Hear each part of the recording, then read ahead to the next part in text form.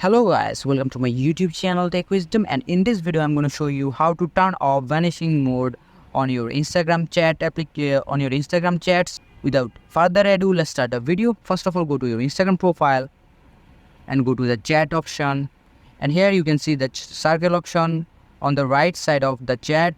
That means the vanishing mode is turned on. So click the chat option, and the first way to turn off this is go to your profile and select the privacy and safety option here, and after that all you have to do is turn off this vanishing mode.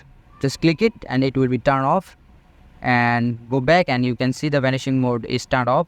And the other way is hold your chat and swipe up, and as you can see the vanishing mode is turned on. To turn off this, do the same process. Hold on to your screen and swipe up, and as you can see the vanishing mode is turned on again. So in this way you can easily turn off your vanishing mode. So this is the video. I hope this is a helpful video for you, and I will see you guys in the next video.